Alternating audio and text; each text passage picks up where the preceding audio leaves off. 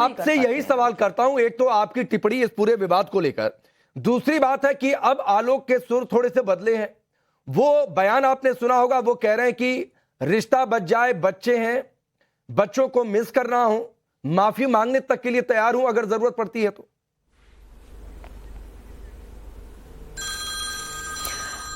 देखिए, अब माफी मांगने का कौन सा तर्क है, ये तो खैर मेरे समझ से बाहर है। बच्चों की याद भी बहुत देर में आई और उस रिश्ते को सहेज के रखने की जो जिम्मेदारी थी वो भी बहुत देर में आई। तब जब पूरे देश में इस बात की चर्चा है तो बहुत लेट हो गए माफी मांगने में भी, और पहले आप बदनाम कर देते हो, बाद में उसको समेटने की कोशिश करते हो, तो ये तो खैर बात अलग ही है।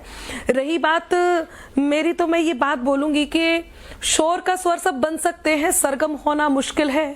फूल की झुलसी पंखुड़ियों पर शबनम होना मुश्किल है, और गुस्से में यूं उबल रही इस दुनिया को ये समझाओ, खंजर होना बहुत सरल है, खंजर होना बहुत सरल है, मरहम होना मुश्किल है।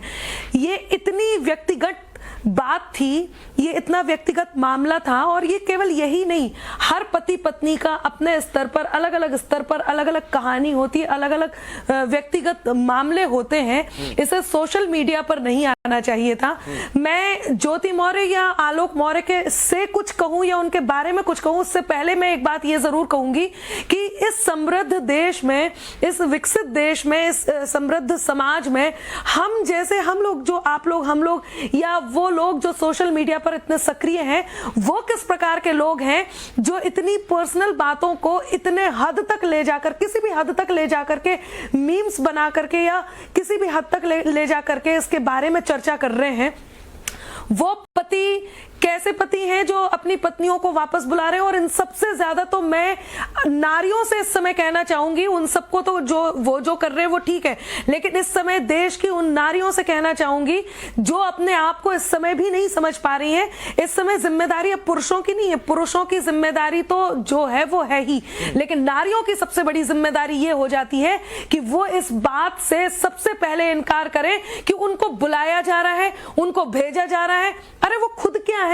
जब समृद्ध, ये नारी शक्ति का दूसरा रूप है, इस देश में भी माना जाता है, और अब हम जब कंधों से कंधा मिलाकर के चलते हैं तो अपने आप को इस बात का एहसास तो करा ही सकते हैं कि अब सारे उदाहरण हैं, कमजोर नहीं है। मैं एक एक सवाल नेहा और अनामिका आपसे लूंगा, उसके बाद दूसरे पैनलिस्ट का रुख करूंगा। दो उदाहरण मैंने शुरुआत में इंट्रो में दिखाए, कन्नौज का और मैं जानना चाहती हूँ जी, कन्नौज और कानपुर का मैंने दो उदाहरण दिखाया। कानपुर में पति ने आरोप लगाया है अनामिका की कर्ज लेकर उसने पढ़ाया, पत्नी को नर्स बनाया, नौकरी लग जाती है, पत्नी अब पति और परिवार से नाता तोड़ रही है और तलाक की धमकी दे रही है, केस की धमकी दे रही है। ऐसे भी उदाहरण आ रहे हैं समाज।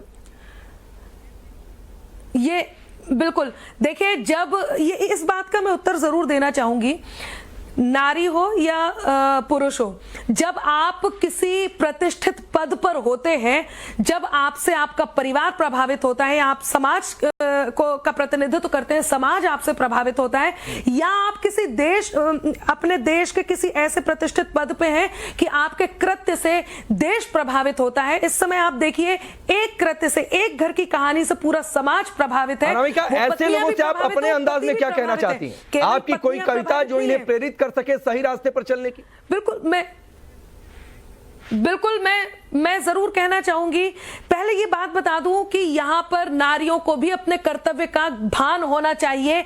यदि आप एसडीएम के पद पर हैं या आप किसी उच्च पद पर हैं, मैं कवित्री हूं, हम कुछ भी हैं, आप एंकर हैं, यदि हम ऐसे पद पे हैं कि हमारे जीवन में जो कुछ हो रहा है वो किसी के लिए उदाहरण बनता है या किसी की जिंदगी बर्बाद करता है या संवारता है, तो ये हमारी नैतिक जिम्मेदारी बन जाती है कि हमें अपने व्यक्तिगत जीवन में भी किस प्रकार से कार्य करना है। तो यहां पर भी सोचा जाना चाहिए, उन नारियों को भी सोचना चाहिए। और एक और बात है, क्या बच्चों का ख्याल इतना लेट आ रहा है? क्या रिश्तों के प्रति कोई संवेदना नहीं है, कोई जिम्मेदारी नहीं है? क्या आपके बीच में कोई प्रेम नहीं था? आलोक मौर्य ने ये कभी नहीं देखा कि पहले कोई प्रेम था, या ज्योति मौर्य को ये नहीं देखना था कि उनके बच्चे भी हैं? मैं इस पर आऊंगा अनामिका, इस पर मैं आऊंगा। आप जो कविता सुनाने जा रही थी, जो प्रेरित कर सके कम से कम, मैं मेरे अंदाज में जी बिल्कुल मैं सुनाती हूं, मैं जरूर सुना देती हूं कि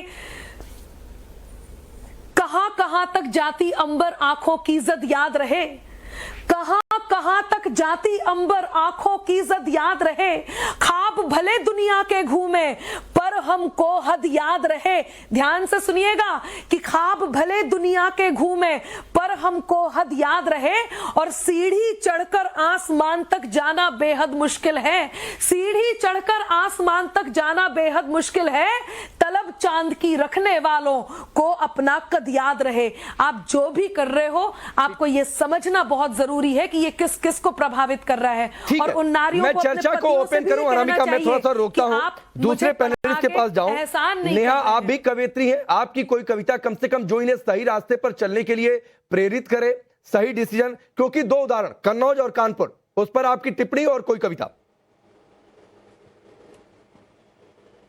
नहीं, देखिए ज्यादातर तो मैं मुद्दों को गीत में ही लिख करके गाती हूँ, गीत के माध्यम से ही अपनी बात कहती हूँ, लेकिन इस मामले पे मैंने अब तक कोई गीत नहीं लिखा है। मैंने एक स्टेटमेंट दिया था और उसमें भी मैंने ये बात कही थी कि और भी बहुत सारी बातें हैं। उससे पहले मैं एक और उदाहरण देना चाहूंगी। जब बात ज्योति मौर्य की चल रही है तो मैंने सवाल पूछा था कि भाई ज्योति मौर्य का अफेयर तो किसी आदमी से ही है, किसी लड़के से ही है, उनका नाम मनीष दुबे है अगर मैं गलत नहीं हूं तो। मनीष दुबे की चर्चा क्यों नहीं हो रही है? मैं नहीं कह रही हूं कि आप किसी को छिछालेदर करिए सोशल मीडिया पर आ करके, लेकिन मैं ये जरूर कह रही हूँ कि जितना ज्योति मौर्य ऐसी हैं, जितना ज्योति मौर्य के चरित्र का हनन हुआ है उतना मनीष दुबे के चरित्र का हनन क्यों नहीं हुआ? बिल्कुल है ना। मनीष दुबे तो भाई, मनीष दुबे ने भी अपनी पत्नी को धोखा देकर के इनके साथ अफेयर चलाया, उनकी चर्चा क्यों नहीं हुई? एक तुलसी राम करके नाम है, वो मुर्दहिया के लेखक हैं, यही आजमगढ़ के हैं। तो उनकी शादी में ये एग्जाम्पल इसलिए दे रही हूँ क्योंकि मर्दों की चर्चा नहीं होती है, जबकि ऐसे कई पुरुष हुए हैं जिन्होंने अपनी पत्नियों को धोखा देकर सफल होने के बाद किसी और से शादी कर लिया, बहुत सारी चीजें कर ली, पत्नियों को पता तक नहीं चला। मैं अगर राधा की बात करूं तो राधा जो है अभी 2-3 साल पहले वो शायद, या फिर अभी भी हैं, हाँ वो शायद अभी भी हैं, तो हुआ ये कि वो चले गए जेएनयू में पढ़ाई करने, वहां पे जर्मन भाषा के प्रोफेसर बन गए, फिर वहां पे किसी लड़की के साथ उनका मतलब राधा जो है उनकी पत्नी है वो गांव में छोड़ करके गए थे दिल्ली जेएनयू, और वहां पे किसी के साथ अफेयर था उनका, फिर शादी विवाह हो गया और इधर छोड़ दिए इनको। तो ये भी तो एक उदाहरण है ना। तो तुलसी राम जी की चर्चा क्यों नहीं हो रही है, क्यों नहीं होती है? ऐसे बहुत